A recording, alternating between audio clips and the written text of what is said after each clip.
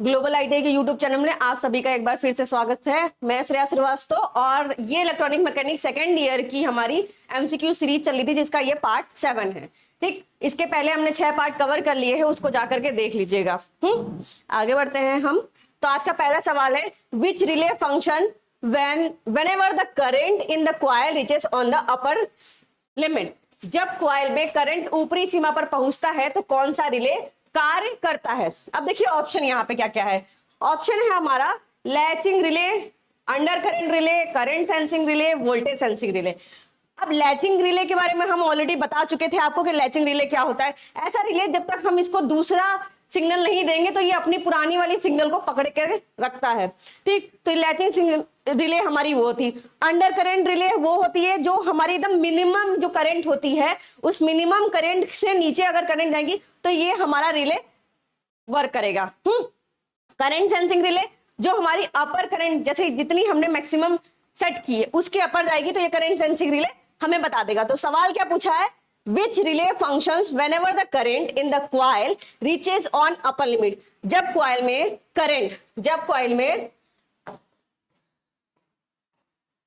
Coil में current ऊपरी सीमा पर पहुंचता है तो कौन सा रिले कार्य करता है। तो हमारा करंट सेंसिंग रिले कार्य करता है। अभी हमने बताया कि करंट सेंसिंग रिले का काम क्या होता है, हमारा करंट को सेंस करना काम होता है। जब मैक्सिमम लिमिट होती है तो उसके ऊपर जब ये जाता है तो ये ट्रिप करने का रिले अपना वर्क हो जाता है। ठीक, वोल्टेज सेंसिंग रिले ऑलरेडी हमने डिस्कस कर लिया है कि वोल्टेज सेंसिंग रिले क्या होता है। तो वोल्टेज सेंसिंग रिले हमारा वोल्टेज स्टेबलाइजर में यूज होता है। ठीक है, तो इस सवाल का जवाब ऑप्शन नंबर सी होगा जो कि है करंट सेंसिंग रिले। आगे बढ़ते हैं आज के दूसरे सवाल पे। दूसरा सवाल है, which device is used in electrical installation to protect the electric shock। ठीक, प्रोटेक्ट द इलेक्ट्रिक शॉक, बिजली के झटकों से बचने के लिए विद्युत प्रतिष्ठानों में किस उपकरण का उपयोग होता है। तो देखो, अर्थ लीकेज सर्किट ब्रेकर का यूज हम करते हैं बिजली से झटके जो लगते हैं उनसे बचने के लिए। ठीक है, इसका full form earth leakage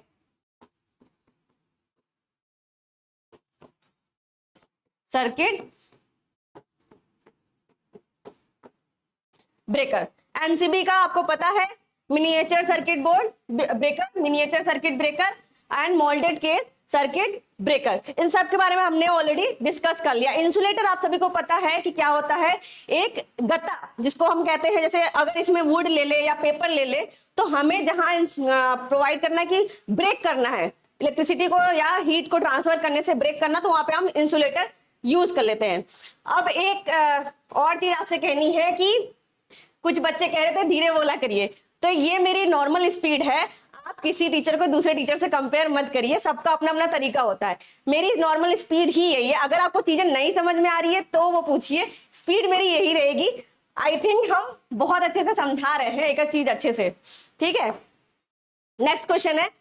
question से पहले अगर हम यहाँ देखें तो इस सवाल का जवाब है हमारा ईएलसीबी। क्या, बिजली के झटके से बचाने के लिए हमारा ईएलसीबी यूज होता है। अब जब हमने ईएलसीबी की बात कर ही ली है तो अब थोड़ा सा कुछ स्पेसिफिकेशन देख लिया जाए एमसीबी वगैरह का। ठीक है, तो अगर हम एमसीबी की स्पेसिफिकेशन की बात करेंगे तो रेटेड वोल्टेज क्या होता है, रेटेड करंट क्या होता है, ये सब हमें जानना जरूरी है। ठीक है, तो आइए रेटेड वोल्टेज देखते हैं हम।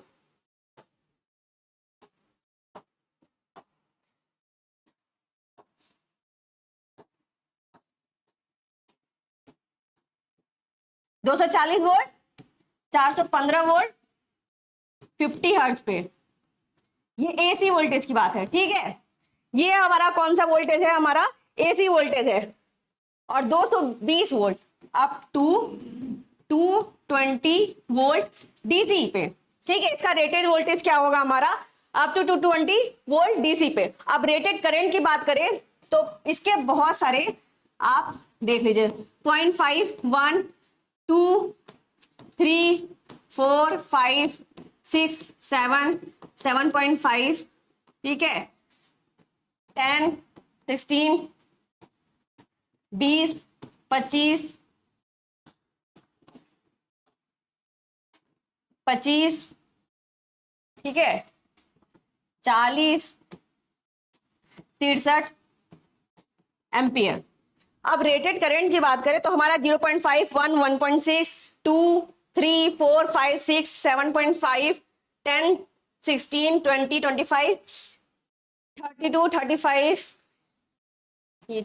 32 35 25 40 और 63 एम्पियर हो जाएगा। ठीक है, अब नंबर ऑफ पोल्स की बात करें, अगर एमसीबी में हम देखते हैं तो सिंगल पोल होते हैं हमारा, डबल पोल होता है और ट्रिपल पोल होता है, जैसा कि हमने पहले ही डिस्कस कर लिया है। तो सिंगल पोल, डबल पोल और ट्रिपल पोल की हमारी एमसीबी होती है। ठीक है, अब इसके टाइप्स हमने ऑलरेडी डिस्कस कर लिए। तो एल सीरीज होती है, जी सीरीज होती है हमारी। एल सीरीज हमारा एज अ रेजिस्टिव वर्क करता है, जी सीरीज हमारा एज अ इंडक्टिव वर्क करता है।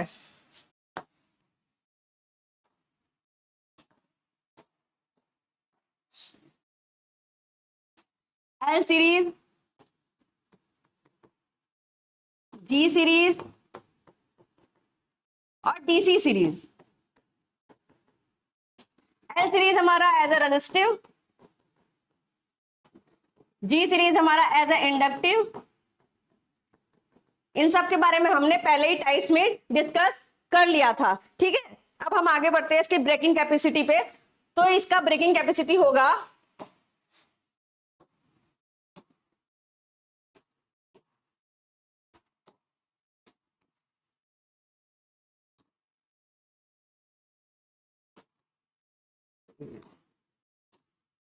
Up to 9 kilo M. ठीक है, अब ब्रेकिंग कैपेसिटी होता क्या है, तो ब्रेकिंग कैपेसिटी की उस क्षमता तक ये आप बियर कर सकता है। ठीक है, करंट को बियर कर सकता है, नहीं खराब होगा, तो वो हमारी ब्रेकिंग कैपेसिटी है, वो है हमारी अप टू 9 किलो एम। ठीक, अगर हम ओवरलोड की बात करें तो up to 15% up to 15% overload ये हमारा बियर कर लेगा।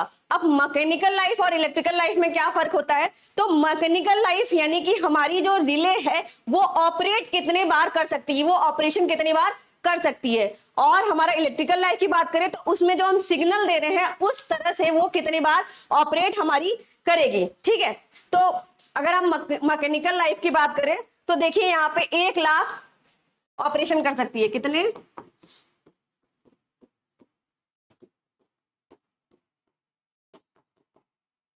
ठीक है, ये तो रही हमारी इसकी मैकेनिकल लाइफ हो गई। ठीक, और अगर हम इलेक्ट्रिकल लाइफ की बात करें तो ये 50,000 ऑपरेशन इजिली जो बिना खराब हुए कह सकते हैं आराम से कर सकती है। ठीक है, अब देखिए इतने जो स्पेसिफिकेशन है ये किसके हैं, एमसीबी के हैं। किसके हैं, हमारे एमसीबी के। ठीक है, तो एक बार और देख लेते हैं। रेटेड वोल्टेज हमारा 240 वोल्ट, 415 वोल्ट, 50 हर्ट्ज एसी पे। अगर डीसी की बात करें तो अप टू 220 वोल्ट डीसी।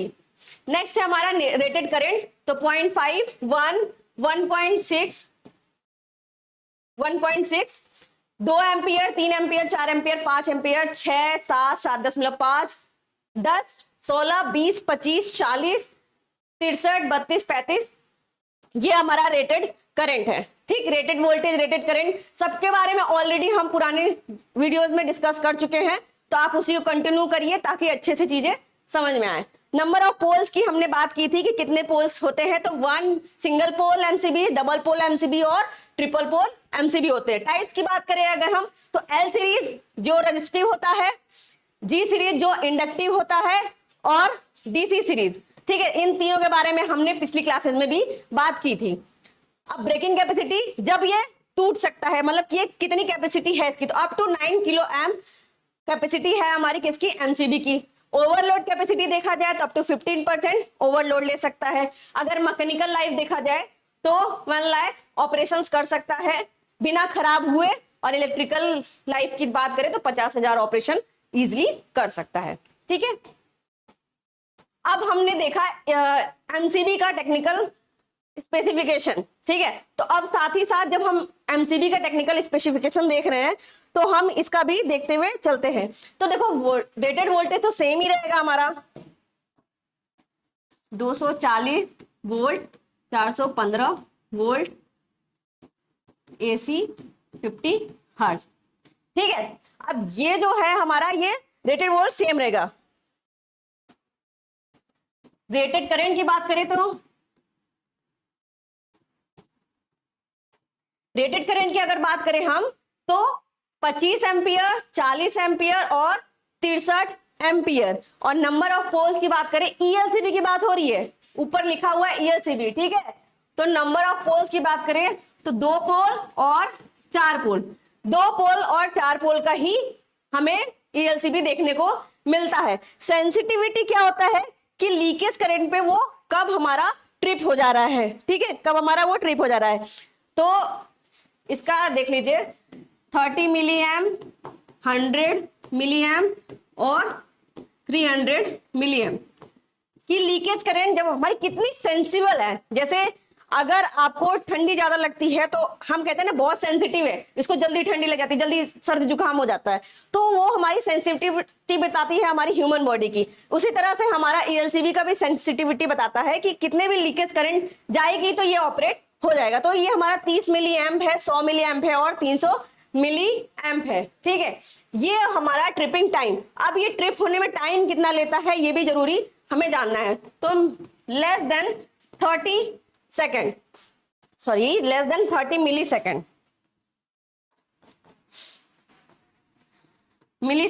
ठीक है। ये 30 मिली सेकेंड से भी कम समय लेता है हमारा ट्रिप होने में, ठीक है। बहुत आसान है, देखिए रेटेड वोल्टेज हमारा सेम टू सेम रहेगा, रेटेड करंट हमारा रहेगा 25 एम्पियर, 40 एम्पियर और 63 ampere. Sensitive number of poles बताया 2 और 4, sensitivity 30 milli amp, 100 milli amp and 300 milli amp. Tripping time less than 30 milli second होता है, ठीक है। अगर मैकेनिकल और इलेक्ट्रिकल लाइफ की बात करें तो 20,000 टू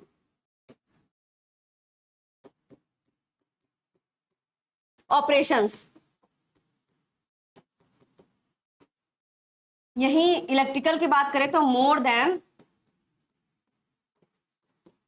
10,000 ऑपरेशंस हम इससे इजीली करवा सकते हैं। अभी हमने बताया कि मैकेनिकल लाइफ और इलेक्ट्रिकल लाइफ क्या होता है। मैकेनिकल लाइफ की एक रिले हमारा कब तक मैकेनिकली ही ऑपरेट हो सकता है, अप एंड डाउन। इलेक्ट्रिकली हमारी जो सेंसिटिविटी है कि इलेक्ट्रिकल जो सेंस कर रहा है उसके हिसाब से उसकी इलेक्ट्रिकल लाइफ कितनी, तो मोर देन 10,000 ऑपरेशंस करता है और वो 20,000 टू 1 लाख ऑपरेशंस करता है। तो ये तो जानकारी हो गई हमारी MCB के बारे में और ELCB के बारे में। तो जब हम MCB और ELCB पढ़े तो दोनों के बारे में हमें जानकारी होनी चाहिए। अब देखिए इसमें क्या लिखा है, विच टाइप ऑफ रिले, और इसका आंसर आपको पता ही था, हमने यहाँ बताया कि बिजली के झटके से बचाने के लिए किसका उपयोग करते हैं हम, तो किसका उपयोग करते हैं हम, ELCB का, ठीक है। आगे बढ़ते हैं नेक्स्ट क्वेश्चन पे। तो अगला सवाल क्या कह रहा है हमारा, देखिए which type of relay, relay की बात हो रही है, ठीक, हमने रिले डिस्कस कर लिया है, रिले का काम डिस्कस कर लिया है, कई टाइप के रिले डिस्कस कर लिए हैं। अब आगे देखते हैं, is used in voltage stabiliser. अब देखो ये नाम हमें सुना सुना है क्योंकि हमने कई बार इसको पढ़ लिया है, इसलिए ये वैसे ही याद हो जाना चाहिए। वोल्टेज स्टेबलाइजर की बात कर रहा है तो किस प्रकार का रिले हम यूज करते हैं। वोल्टेज स्टेबलाइजर में हम वोल्टेज सेंसिंग रिले यूज करते हैं। ऑलरेडी हमने पिछले क्लासेस में और अभी जस्ट डिस्कस किया है कि वोल्टेज स्टेबलाइजर में वोल्टेज सेंसिंग रिले यूज करते हैं। इन तीनों के बारे में हमने पिछले क्वेश्चन में बताया है, ठीक है। तो इसके आगे बढ़ते हैं, हम अगला क्वेश्चन देखते हैं। अब देखिए ये क्वेश्चन क्या रहा है, क्वेश्चन कह रहा है what is the name of device. अब इस डिवाइस का नाम देखना है, तो ये हमारा एक कॉन्टेक्टर है, ठीक है, ये हमारा देखने में एक कॉन्टेक्टर है। अब रिले तो आपको पता है कि रिले हमारा, ये रहा हमारा रिले का सिंबल, ये रहा हमारा रिले का सिंबल। और रिले की ही बात करें अगर हम तो pole double throw, double pole single throw, double pole double throw, ठीक है। तो ये single pole single throw, double single pole double throw, double pole single throw और डबल पोल डबल थ्रो की अगर बात की जाए तो इसका फुल फॉर्म तो देख लीजिए पहले आप। सिंगल पोल सिंगल, इसका सिंगल पोल डबल थ्रो,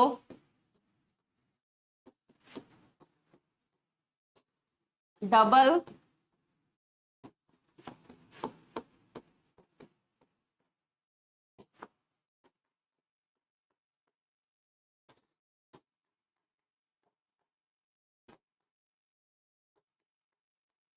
पोल डबल थ्रो।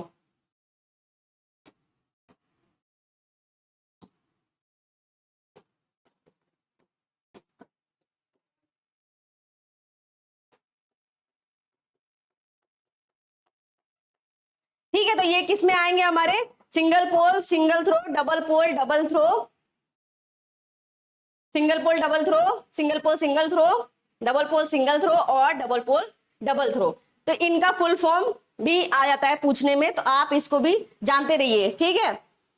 अब सिंगल पोल सिंगल थ्रो की अगर बात की जाए यहाँ पे, तो इसका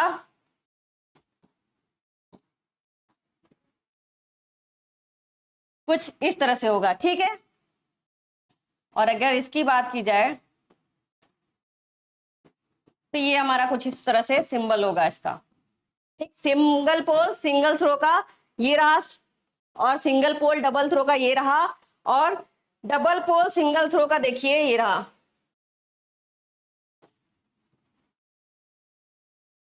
डबल पोल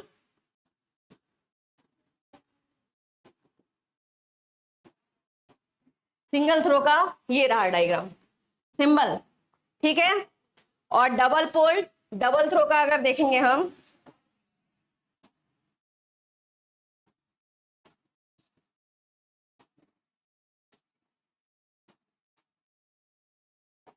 एक मिनट कोम बनाते हैं यहाँ,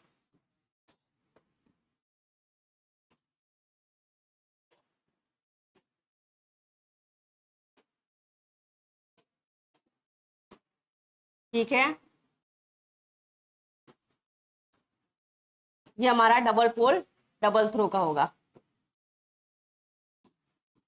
ये हमारे कुछ सिंबल्स है हमारे रिले के, ठीक है। अगर स्टार्टर की बात करें तो स्टार्टर का सिंबल कुछ इस तरह से होता है, ये रहा हमारा स्टार्टर का सिंबल, ठीक है। कॉन्टेक्टर, ये जो देखने में ये दिख रहा है आपको, ये हमारा क्या है? कॉन्टेक्टर। तो इस सवाल का जवाब क्या हो जाएगा? कॉन्टेक्टर होगा। और स्विच तो आपको पता ही होता है, स्विच हमारा ऐसे सिंबल बना रहता है स्विच का, ठीक है। होप ये समझ में आ गया होगा कि इस सवाल का जवाब कॉन्टेक्टर होगा। ये जो फिगर बना है, ये जो डिवाइस बनी है, वो किसकी है? हमारी कॉन्टेक्टर की डिवाइस है, ठीक है। आगे बढ़ते हैं, नेक्स्ट क्वेश्चन देखते हैं। नेक्स्ट क्वेश्चन क्या कह रहा है? What is the maximum earth fault loop impedance if an ELCB with a rated tripping current of 30 milliamp? यदि किसी ELCB की बात हो रही है, यदि किसी ELCB 30 मिलीएम्प के रेटेड ट्रिपिंग करंट का है, और तो अधिकतम अर्थ फॉल्ट पास प्रतिबाधा क्या होता है? अब यहाँ पे लिखा हुआ है ELCB की बात हो रही है, ठीक है। इतना ध्यान रखना, में ELCB की बात कर रहा है। अब अर्थ वायर लूप इंपिडेंस क्या होता है?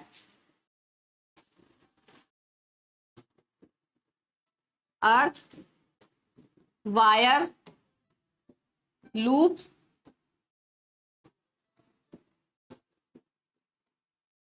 दो चीज जान लीजिए, अर्थ वायर लूप इंपिडेंस और साथ में रेटेड ट्रिपिंग, ठीक, रेटेड ट्रिपिंग करंट, ठीक है, जिसको हम IT से डिनोट कर रहे हैं और इसको हम E से डिनोट कर रहे हैं। Earth wire loop impedance, impedance की बात हो रही है, और AZ से ट्रिप डिनोट कर रहे हैं। अब ये जान लीजिए, इनका जो मल्टीप्लीकेशन होता है वो हमारा 50 से कम होता है। हमेशा क्या होता है? 50 से कम होता है। तो अगर हम इसको इस तरह से लिख दे तो कुछ गलत होगा? हमने क्या कहा कि ये जो होता है हमारा किससे कम होता है? 50 से कम होता है। अब देखो इसमें क्या क्या गिवन है और क्या पूछा है। इसमें देखो दिया क्या है कि what is the maximum earth fault loop के बारे में पूछा है, यानी इसके बारे में हमारा पूछ रहा है। क्या पूछ रहा है? अर्थ फॉल्ट लूप के बारे में हमारा इंपेडेंस इसका पूछ रहा है। एक चीज ये देखिए, जेड इंपेडेंस पूछ रहा है ना, तो जेड और ई क्यों दिखा रहा है? हमारा अर्थ फॉल्ट लूप को दिखा रहा है, और जेड फॉर इंपेडेंस। ठीक है, यहां भी थोड़ा जेड ई। ठीक है, अब ये किससे कम होना चाहिए? हमारा ये 50 से कम होना चाहिए। अब यहां पे हमें पूछा क्या है? जेड ई पूछा है। ठीक, इंपेडेंस हमारा पूछा है, करंट हमारा दिया है, कितना दिया है? 30 मिली एम। कितना दिया है हमारा? 30 मिली एम। चलिए अब इसको सॉल्व करते हैं। तो यहाँ जेड ई लिख दिया, यहाँ पे 30 मिली एम्प लिख दिया, 50। ठीक है, अगर ये इधर आएगा तो जेड ई क्या हो जाएगा? 50 डिवाइडेड बाई 30 मिली एम्प। अब मिली एम्प है तो इसको क्या लिख सकते हैं? 50 डिवाइडेड बाई 30 इंटू 10 की पावर -3। अब ये ऊपर चला जाएगा तो 50 इंटू 10 की पावर 3 अपॉन 30। अब इसको जब सॉल्व करेंगे, इसको सॉल्व करिएगा, हमने सॉल्व किया है इसको, तो ये हमारा आंसर आ रहा है 1666 ओम। क्या? 1666 ओम, ये इसका उत्तर होगा। अब इतना लंबा आपको करने की जरूरत नहीं है, आपको बस इतना पता है कि जो रेजिस्टेंस है और करंट है, यहाँ पे जो इंपिडेंस वायर का जो इंपिडेंस है, अर्थ वायर का जो इंपिडेंस है, उसका मल्टीप्लीकेशन जो करंट से होता है वो 50 से कम होता है। अब बस इतनी सी चीज आपको याद रहेगी तो आपको कोई भी करंट की वैल्यू दी रहेगी, आप आराम से इसका इंपिडेंस निकाल लोगे। ठीक है, तो ये हमारा ये सॉल्यूशन हो जाएगा, और इसको जब सॉल्व कर दोगे आप तो 1666 ओम आ जाएगा। ठीक है, तो इस सवाल का जवाब क्या हो जाएगा हमारा? 1666 ओम। नेक्स्ट क्वेश्चन देखते हैं। अब नेक्स्ट क्वेश्चन क्या कह रहा है? What is the fusing current for a rewirable fuse? Rewirable fuse की बात हो रही है। रीवायरेबल, हमने फ्यूजिंग करंट पढ़ाया है आपको इसकी पिछली वाली क्लास में, जिसने नहीं देखी जाकर के देख लीजिएगा। What is the fusing current बहुत अच्छे से समझाया है फॉर अ रीवायरेबल। अब रीवायरेबल के लिए बताया था और एचआरसी के लिए भी बताया था हमने। तो रीवायरेबल के लिए हमने बताया था कि 1.4 से 1.7 होता है। क्या होता है? Fusing current. ठीक है, नेक्स्ट क्वेश्चन पे चलते हैं। और एचआरसी का बताया था 1.1, एचआरसी का 1.1। अब इसका कोई भी डिनोशन क्यों नहीं है? मतलब ओम, करंट, एम्पियर, ऐसा क्यों नहीं? क्योंकि ये फ्यूजिंग जो करंट है हमारा वो फैक्टर होता है। क्या होता है? डिवाइड होता है। ठीक है, इसलिए वजह से हमारा इसका वैल्यू दिया गया है। कोई भी चीज रेशियो में होती है तो उसका नोटेशन नहीं होता है। ठीक है, उसकी बस वैल्यू होती है। तो 1.4 से 1.7 तक किसका होता है? रीवायरेबल फ्यूज का होता है। ठीक, उसी तरह हमारा एचआरसी का अगर पूछ लेगा तो एचआरसी का कितना होता है? 1.1। ठीक है, इतना अच्छे समझ में आ गया होगा। अगला सवाल देखते हैं। तो अगला सवाल क्या कह रहा है, पढ़ते हैं पहले। Which parameter open the fuse element under fault without damaging the load? कौन विदाउट डैमेजिंग, लोड को बिना डैमेज किए हुए कौन सा पैरामीटर है फ्यूज को ओपन कर देता है फॉल्ट के कंडीशन में? ठीक है, कौन सा पैरामीटर लोड को नुकसान पहुंचाए बिना फॉल्ट के तहत फ्यूज तत्व को खोल देता है? अब देखो, इसको ऑप्शन वाइज समझते हैं थोड़ा। करंट रेटिंग हमने बताया कि जितनी हमारी जो रिले वगैरह होंगी उस पर रेटिंग करंट ऑलरेडी प्रिंटेड होती है। वोल्टेज रेटिंग हमने बता रखी है कि उसकी वोल्टेज कितनी होती है, वो कितने वोल्टेज पे ऑपरेट होता है, वो भी हमारा पता रहता है। पावर रेटिंग, उसकी पावर कितनी है, ठीक है, वो भी हमारा पता रहता है। अब रैप्चरिंग कैपेसिटी क्या होता है? रैप्चरिंग कैपेसिटी, रैप्चरिंग का अर्थ क्या होता है? टूटना।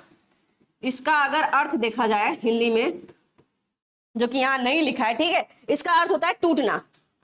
कोई भी चीज कैसे ब्रेक होती है, कैसे टूट जाती है, वही दिखा रहा है कि इसकी रैप्चरिंग कैपेसिटी बोल रहा है।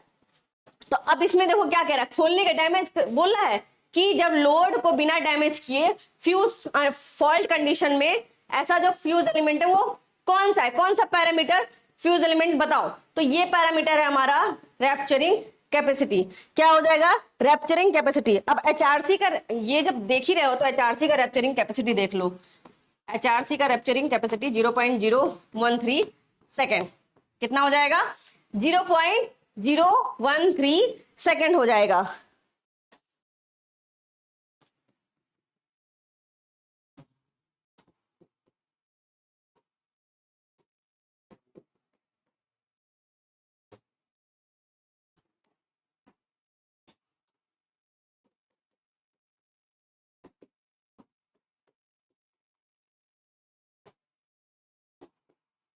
ये क्या है? रैप्चरिंग कैपेसिटी निकालने का फॉर्मूला है। क्या है ये? रैप्चरिंग कैपेसिटी निकालने का हमारा फॉर्मूला है। क्या है? फॉल्ट करंट, यानी जो सर्किट में जितनी भी फॉल्ट करंट होगी उसको मल्टीप्लाई कर देंगे सर्किट वोल्टेज से और डिवाइडेड बाई 10⁶। तो ये हमारे क्या निकल जाएगा? Rapturing capacity. वैसे सॉल्व करने के लिए या निकालने के लिए देता नहीं है क्वेश्चन में, बट आपको पता होना चाहिए कि रैप्चरिंग कैपेसिटी क्या है और ये कैसे निकाली जाती है। ठीक है, होप ये समझ में आ गया होगा। HRC का आपको रैप्चरिंग कैपेसिटी पता है क्योंकि हमने यहाँ बता दिया 0.013 सेकेंड है। अगर ये आएगा सवाल तो हम इसको भी कर ले जाएंगे कि HRC का कितना होता है। ठीक, अब यही सवाल है हमारा, यही पूछा, पैरामीटर लोड को नुकसान पहुंचाए बिना फॉल्ट के तहत फ्यूज तत्व को खोलता है। क्या फ्यूज तत्व को खोल देता है? कौन खोल देता है? तो उस पैरामीटर को क्या कहते हैं? उस पैरामीटर को क्या कहते हैं? Rapturing capacity. समझ में आ गया होगा अच्छे से। नेक्स्ट देखते हैं, विच relay use for time delay purpose. अगर हम टाइम डिले पर्पज की बात करते हैं तो टाइम डिले उद्देश्य, टाइम डिले उद्देश्य के लिए किस रिले का उपयोग किया जाता है? पहले तो ये समझ लो, टाइम डिले रिले जो रिले होता है वो हमारा थर्मल रिले उपयोग करते हैं इसमें। ठीक है, रीड रिले जो होता है वो हमारा 10 टाइम्स ज्यादा वर्क करता है। किससे? ईएम रिले से। ईएम रिले से 10 टाइम्स ज्यादा हमारा रीड रिले वर्क करता है और सच में इसकी पावर भी कम होती है। डायग्राम समझते हैं इसको। अगर लिखेंगे तो वेरी लो पावर, ये बहुत ही कम पावर लेता है। ठीक है, क्या करता है? ये वेरी लो पावर लेता है और साथ ही ईएम रिले से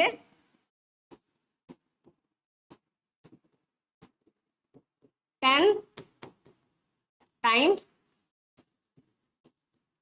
ज्यादा ऑपरेट होता है। ठीक है, 10 टाइम्स अच्छा होता है। तो ये तो हो गई हमारी रीड रिले। इसका डायग्राम हमने पहले भी समझ रखा है, अब इसके बारे में एक्स्ट्रा कुछ जानकारी हमने और ले ली। ये रहा हमारा थर्मल रिले। तो थर्मल रिले हमने बताया था ये कि टाइम डिले का काम करता है। क्यों टाइम डिले का काम करता है? देखो ये ना, अब इसको अगर जैसे हीटअप होता है, ये करंट के थ्रू हीट होता है, तो हीट होने के बाद जो इसकी यहाँ पे बायोमेटेलिक स्ट्रिप है ये बेंड हो जाती है। उसके बाद जब ये धीरे धीरे ठंडा होता है तो ये अपने ओरिजिनल पोजीशन पे आ जाता है, तो उसमें ये कुछ वक्त लेता है, तो ये टाइम डिले के लिए यूज होता है। ठीक, ये रहा हमारा इंपल्स रिले का फिगर और ये रहा हमारा इलेक्ट्रोमैग्नेटिक रिले का फिगर।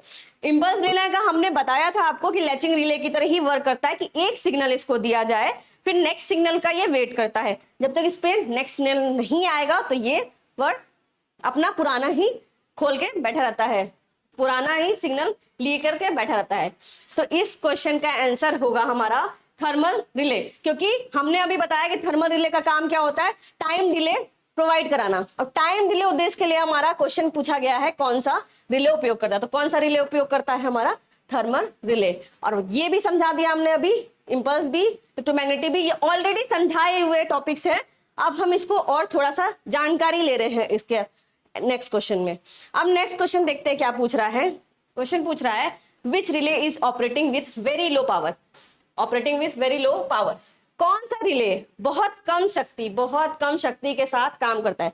कौन सा रिले है जो बहुत कम शक्ति के साथ काम करता है? अभी जस्ट हमने यहाँ पे एलोबरेट किया कि बहुत ही लो पावर लेता है। कौन सा रिले? Read relay. तो इस सवाल का जवाब हो जाएगा read relay. A option is the right option answer of question number 99। साथ ही इंपल्स रिले के बारे में बता दिया, थर्मल रिले के बारे में बता दिया और इलेक्ट्रोमैग्नेटिक रिले के बारे में हमने बता दिया। ठीक है, आगे बढ़ते हैं। अब देखिए नेक्स्ट क्वेश्चन क्या कह रहा है। नेक्स्ट क्वेश्चन हमारा कह रहा है what is the current rating of cartridge tube with brown colour code. ठीक है, अब देखो यहाँ कलर कोड की बात हुई, तो हमने तो कलर कोड पढ़ा था सिर्फ रजिस्टर का, तो फ्यूज का भी कलर कोड होता है। हाँ, फ्यूज का भी कलर कोड होता है।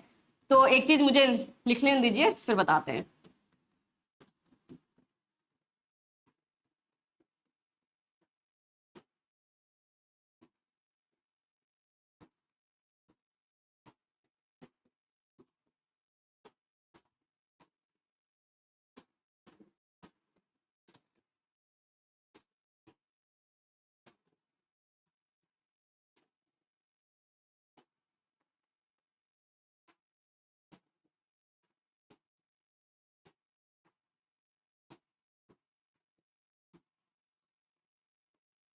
ठीक है, ये हमारा लिखा हुआ है पिंकी के ब्रो जी रात घर आए बाय बोलकर चल दिए। ये एक ट्रिक है याद करने की। आपको वैसे पूरे कलर कोड याद करने की जरूरत नहीं है, जो जो इंपॉर्टेंट है वो याद कर सकते हैं। जैसे कि कॉपर का हमारा 63 एम्पियर होता है, वो हमें याद करना जरूरी है। और ये हमारा यहाँ पे पूछा है ब्राउन कलर कोड, तो ब्राउन कलर कोड का हमारा 4 एम्पियर होगा। ठीक है, पहले हम यहाँ लिख लेते हैं, वेट करिए 1 मिनट।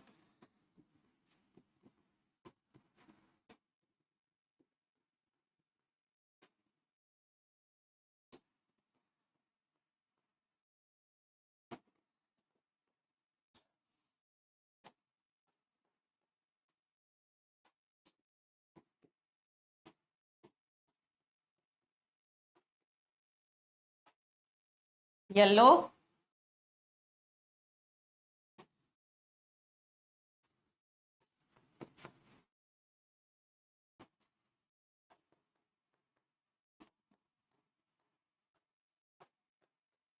ठीक है, ये हो गया हमारा pink, brown, green, red, grey, blue.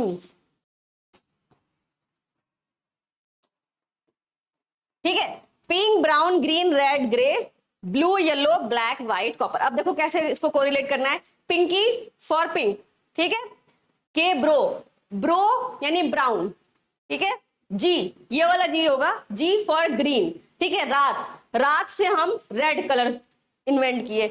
घर, घर लिखा हमने यहाँ पे, आप ऐसे भी लिख सकते हैं, हमने जी आर लिख दिया ताकि हम इजिली इसको डिनोट कर सके। तो जी घर का ग्रे, ठीक है, बाय, बी और वाई अलग अलग है, ठीक है, बाय बोलकर चल दिए। तो यहाँ पे बी वाई ब्लू और येलो, ठीक है, ये हमारा बाय को डिनोट कर रहा है। बी डब्ल्यू यहाँ पे हमारा दिखा रहा है ब्लैक और व्हाइट, ब्लैक और व्हाइट हमारा बोल, बोल बी ओ डब्ल्यू एल, बोल दोनों को एक साथ ही कर दिया हमने। और कर, कर या तो आप हिंदी में लिख लीजिए या तो इंग्लिश में लिख लीजिए, बट उसका मतलब हमारा कॉपर, ये कॉपर की तरह दिख रहा है, कर बोलने में भी कॉपर आ रहा है। ठीक है, अब इसकी वैल्यू लिख लीजिए जरा।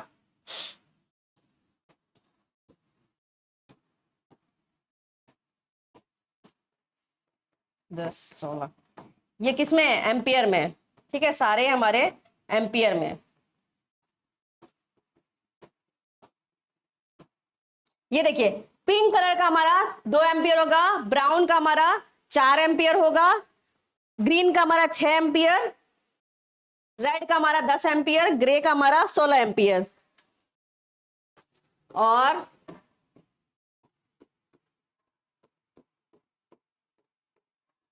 ये भी हमारा एम्पियर में होगा। ठीक है, ये कलर कोड है किसके? फ्यूज के। किसके कलर कोड है? हमारे फ्यूज के।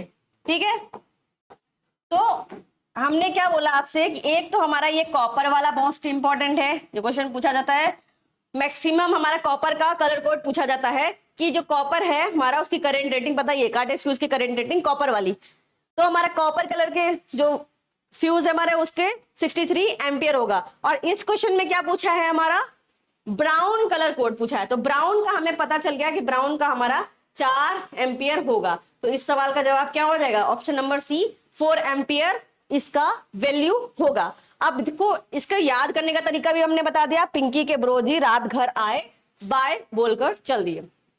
तो pink, pinky for pink, brown, green, red, grey, blue, yellow, black, white और कॉपर। ठीक है, तो इसको याद करने की इतनी ज्यादा इंपॉर्टेंट नहीं है, आप बहुत आसानी से इसको याद कर सकते हैं। बस एक बार आप 2 बार 3 बार पढ़ लोगे, आराम से ये याद हो जाएगा। मैक्सिमम हमने बता दिया कि ये कॉपर का आता है और ब्राउन का आता है, तो आप इन दोनों को तो वैसे ही याद कर सकते हैं। बाकी आपके सामने एक टेबल है। ठीक है, तो इस सवाल का जवाब हो जाएगा हमारा 4 एम्पियर। नेक्स्ट क्वेश्चन देखते हैं हम। नेक्स्ट क्वेश्चन क्या कह रहा है हमारा? How much time is taken by overload relay. ठीक है, how much time is taken by overload relay to open motor contact at 500%। 500% full overload की बात कर रहा है, ओवरलोड करंट। ठीक है, अब देखो इसको समझने के लिए फुल लोड करंट के 500% पर 500% पर मोटर संपर्क खोलने की बात कर रहा है। ठीक है, कॉन्टैक्ट हटाने की बात कर रहा है, संपर्क खोलना, कांटेक्ट हटाने की बात कर रहा है। ओवर रिले द्वारा कितना समय लिया जाता है, कितना समय हमारा लिया जाता है, समय पूछ रहा है, टाइम। तो ये ग्राफ हम आपके सामने लाए हैं, वो क्या रिलेशन दिखा रहा है हमारा, ये जो टाइम है ये रिलेशन दे रहा है टाइम इन सेकेंड, ठीक है, टाइम इन सेकंड का रिलेशन दिखा रहा है, और ओवर करंट इन परसेंटेज, यानी कि कितने सेकंड पे कितना परसेंट हमारा खुलेगा। तो यहाँ पे देखिए हमारा पूछा क्या है, कितने परसेंट का, 500%। तो 500% पे अगर हम देखेंगे यहाँ ग्राफ के अकॉर्डिंग, तो ये हमारा 10 दिख रहा है, यानी कि 500% पे हमारा 10 सेकंड लेगा। कितना लेगा हमारा, 10 सेकंड का टाइम लेगा। जब ये 500% पे होगा तो मोटर संपर्क खोलने में हमारा 10 सेकंड का टाइम लेगा। ओके, इस ग्राफ के थ्रू में ये वाला क्वेश्चन का आंसर बहुत अच्छे से क्लियर हो गया। अब ये देखिए, ये हमने बताया रखा है आपको कितने पोल्स के एमसीबी होते हैं, 2 पोल, 1 पोल, 2 पोल, 3 पोल, 4 पोल। अब ये देखिए यहाँ पे बोल रहा है ये कौन से पोल के, तो देखो सबसे आसान तरीका होता है ये बटन्स गिन लो, या तो 1 2 3, या फिर ये होल गिन लो 1 2 3। तो यहाँ पे 3 होल और 3 बटन दिख रहे थे, यानी इसका आंसर क्या हो जाएगा, 3 पोल एमसीबी। ये कौन से कितने पोल के एमसीबी है, ये हमारे 3 पोल एमसीबी है। अब इसी के साथ और भी एमसीबी देख लीजिए कि वन की और अलग दूसरे टाइप का एमसीबी आ जाएगा तो हम पहचान लेंगे। तो ये सिंगल पोल एमसीबी कैसे पहचानेंगे, या तो ये सर्कल देख लो यहाँ पे, या तो ये हमारा बटन देख लो। तो ये हो गया हमारा सिंगल पोल, ये हो गया हमारा double pole. Double pole 2 switch 2 holes, ठीक है। यहाँ 3 स्विच जो कि ये क्वेश्चन में दिया हुआ है, ये रहा क्वेश्चन आपका, और 3 होल, ठीक है। इस तरह 4 के होते हैं हमारे 4 पोल, एक न्यूट्रल होता है, इसमें 3 पोल होते हैं और एक न्यूट्रल। तो ये रहा हमारा 4 स्विच। तो इसका आंसर क्या हो जाएगा, 3 पोल एमसीबी। आगे बढ़ते हैं नेक्स्ट क्वेश्चन पे। अगला सवाल क्या कह रहा है, विच device open and close and auxiliary circuit. किसी भी ऑक्सिलरी सर्किट, सहायक सर्किट को, किसी भी सहायक सर्किट आगे की जो सर्किट लगी हुई है हमारी को कौन सा उपकरण खोलता है या बंद करता है। अब हमने बताया था कि रिले का काम क्या होता है, कॉन्टेक्ट बनाना और कॉन्टेक्ट तोड़ना। तो यहाँ क्या दिख रहा है आपको ऑप्शन में, रिले, रिले दिख रहा है। तो हमें पता है कि कौन सी सर्किट होती है जो हमारा खोलने, सर्किट खोलने या बंद करने का, कॉन्टेक्ट बनाने या तोड़ने का काम करती है। तो हमारा रिले ही वो काम करती है जो कि हमने ऑलरेडी पढ़ रखा है पहले ही, ठीक है, पिछले स्लाइड्स में। What is the current rating of copper colour fuse cartridge. अब देखो जो हमने टेबल बताया था, उस टेबल में हमने बताया था कि कॉपर कलर फ्यूज कार्टेज की रेटिंग पूछ रहा है, और हमने इस वाले क्वेश्चन में आपको सारे कलर्स की रेटिंग हमने यहां डिफाइन की। तो कॉपर का क्या था, 63 एम था। तो इस सवाल का जवाब क्या हो जाएगा, 63 एम, क्योंकि हमने टेबल पढ़ रखा है अभी जस्ट, ठीक। कॉपर कलर फ्यूज कार्टेज की करंट रेटिंग क्या है, तो करंट रेटिंग क्या है हमारा, 63 एम्पियर, ठीक है। आसानी से समझ में आ गया क्योंकि हमने टेबल पढ़ रखा है। अब ये क्वेश्चन देखिए आज का सवाल, which function is perform by the isolator in an electric circuit. अब देखो विद्युत सर्किट में आइसोलेटर की बात हो रहा है, ठीक। आइसोलेटर द्वारा कौन सा कार्य किया जाता है, आइसोलेटर एक प्रकार का स्विच होता है, ठीक है। ये काम क्या करता है, आइसोलेट करने का। जैसे अब मैकेनिकल स्विच होता है हमारा, तो मैकेनिकल स्विच में हम ऑन ऑफ करते हैं, तो जब हम ऑफ कर देते हैं तो कॉन्टेक्ट हट जाता है हमारा, उसको कोई काम नहीं होता है, ठीक। उसको आइसोलेट कर देता है, हमारे सिग्नल को हमारे तक आने से आइसोलेट कर देता है। और जैसे हम ऑन करते हैं तो कनेक्शन बना देता है, कनेक्शन तोड़ना, कनेक्शन बनाना। तो आइसोलेटर द्वारा कौन सा कार्य किया जाता है, अभी हमने कहा कि आइसोलेटर एक प्रकार का स्विच होता है। क्या होता है आइसोलेटर, एक प्रकार का स्विच।